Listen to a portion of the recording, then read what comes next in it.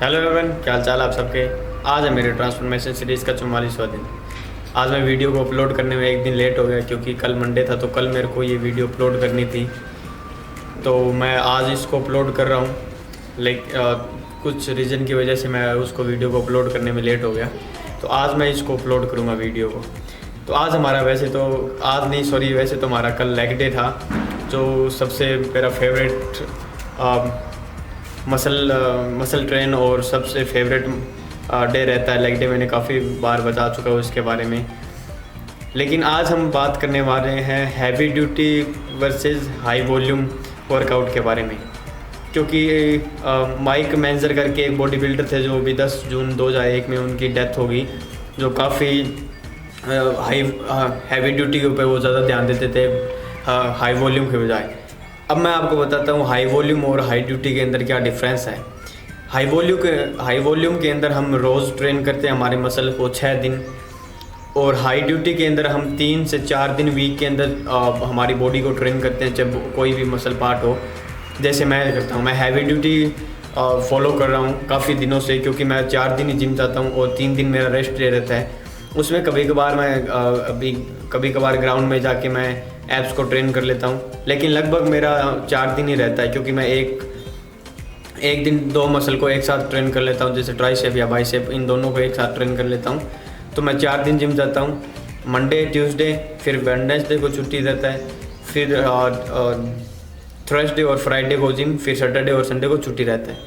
तो heavy duty के अंदर इन दिनों के अंदर मैं फुल तगड़ा वर्कआउट करता हूँ। हैवी ड्यूटी जितना जा सकता हूँ उतना जाता हूँ, पूरे शरीर को ऐसे तोड़ मरोड़ के रख देता हूँ, क्योंकि मुझे पता है 2 दिन जाना, 1 दिन रेस्ट, फिर 2 दिन जाना, फिर 2 दिन नेक्स्ट रेस्ट। मैं इसलिए हैवी ड्यूटी की बात कर रहा हूँ क्योंकि हम जितना हमारे बॉडी मसल को जितना ज़्यादा हम रेस्ट देते हैं, ये उतना ज़्यादा ग्रो करता है।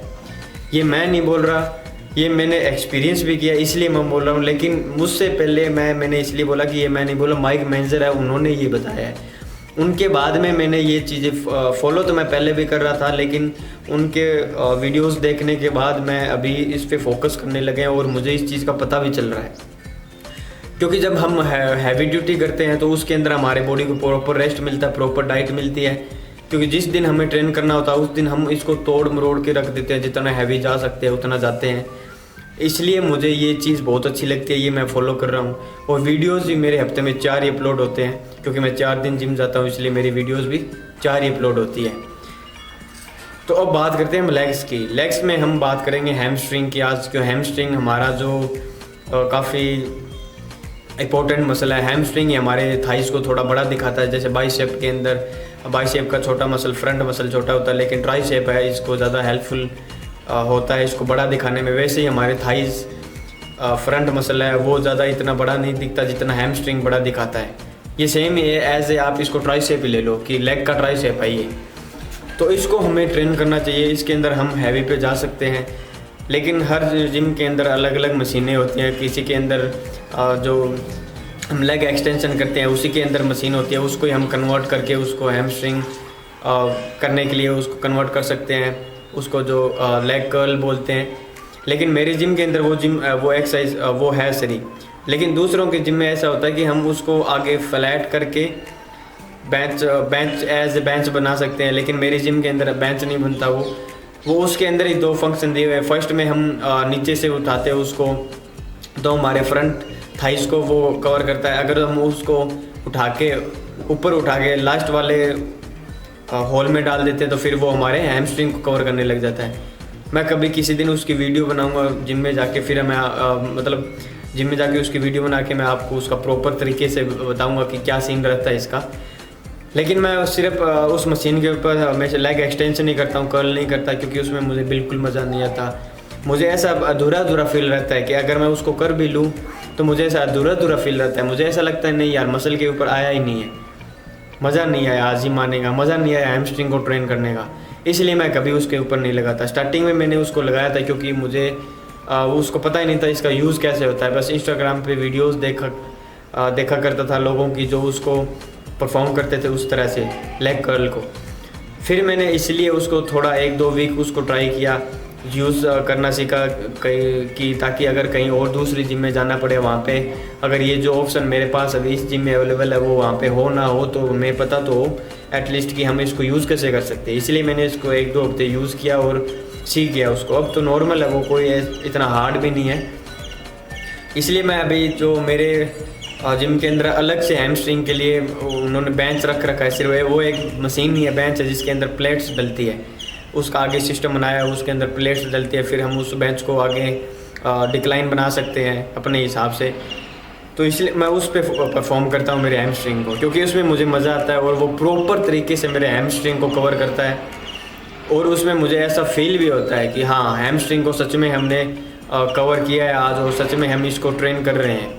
उस मशीन पे मुझे ऐसा फील आता है, क्योंकि मैं उसके अंदर अभी आजकल तो मैं काफ़ी हैवी वेट पे भी जाने लगे हैमस्ट्रिंग में। स्टार्टिंग में तो मुझे 15 केजी भी बहुत ज़्यादा लगता था, तो अब तो मैं 35-37.5 केजी पे जाने लग गया हूँ। और आज कोशिश हमारी यही रहेगी कि 37.5 के ऊपर हम हमारे हैमस्ट्रिंग को है वो ट्रेन करेंगे, क्योंकि 35 केजी से हम पिछले वीक से ट्रेन कर ही रहे हैं। तो इस वीक मैं सोच रहा हूँ मतलब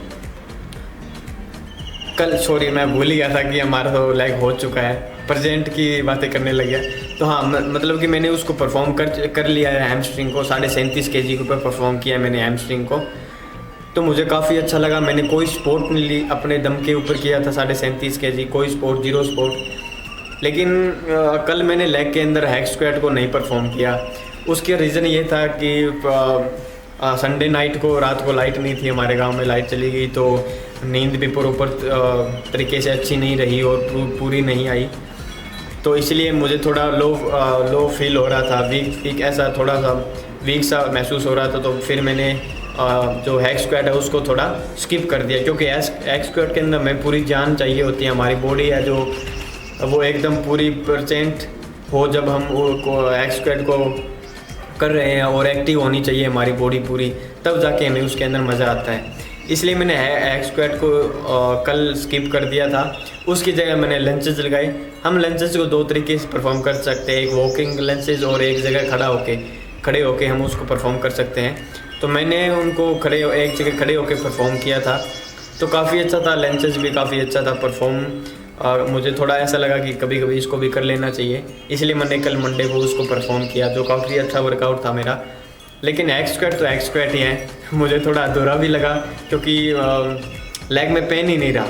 आज मैं वीडियो बना रहा तो आज मेरे लेग में कोई पेन नहीं है, लेकिन अगर जब मैं हैक स्क्वाट करता हूँ तो उसमें लेग में थोड़ा थोड़ा पेन रहता है तो मज़ा आता है। ऐसे लगता है कि हाँ, लेग लगाया हुआ है, लेकिन आज मुझे वो पेन है, वो दर्द है, मुझे महसूस नहीं हो रहा।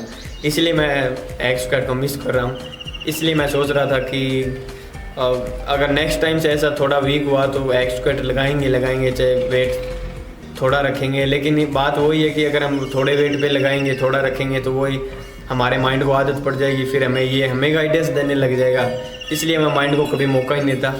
इस बार चलो एक बार मौका दे दिया, कोई बात नहीं, क्योंकि लगभग 3-4 घंटे की नींद कंप्लीट हुई थी, तो 4 घंटे की नींद तो कम ही है बॉडी को रेस्ट देने के लिए, मसल को कवर करने के लिए। इसलिए इस बार मैंने स्किप कर दिया, लेकिन नेक्स्ट टाइम हम इसको स्किप नहीं करेंगे। तो ये कुछ बातें थी हैवी ड्यूटी और हाई वॉल्यूम और मेरे लेग्स के बारे में, हैमस्ट्रिंग के बारे में।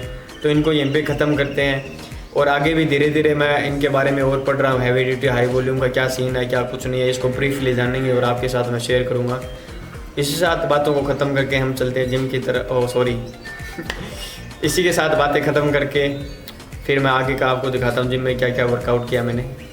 अब फिर चलते हैं आगे का वर्कआउट देखने के लिए।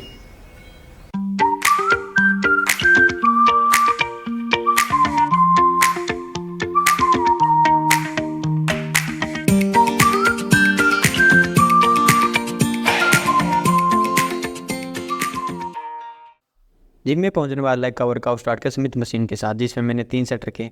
पहला सेट मेरा 10 केजी से स्टार्ट हुआ और लास्ट में ख़त्म कर दिया 20 केजी के ऊपर। इसको कंप्लीट करने के बाद नेक्स्ट एक्सरसाइज मेरी थी लंचेज में मैंने पहला सेट 15 केजी से स्टार्ट किया और लास्ट में ख़त्म कर दिया 20 केजी के ऊपर। इसके तीनों सेट कंप्लीट करने के बाद अगली एक्सरसाइज मैंने स्टार्ट की लेग एक्सटेंशन को मैंने पहले 70 केजी से परफॉर्म किया और लास्ट में ख़त्म कर दिया 85 केजी के ऊपर। इसको कंप्लीट करने के बाद अगली एक्सरसाइज मेरी थी हैमस्ट्रिंग में मैंने 3 सेट रखे। पहला सेट मेरा 27.5 केजी से स्टार्ट हुआ और ख़त्म कर दिया 37.5 केजी के ऊपर। इसको डन करने के बाद लास्ट एक्सरसाइज मैंने परफॉर्म करी काफ की। काफ में पहला सेट मेरा 10 kg से स्टार्ट हुआ और ख़त्म कर दिया 15.5 kg के ऊपर। इसको कंप्लीट करने के बाद लास्ट में लेग्स को फ्लेक्स किया और मसल चेक किया। इसी के साथ सारा वर्कआउट और दिन हो गया ख़त्म। मिलते हैं अगले दिन।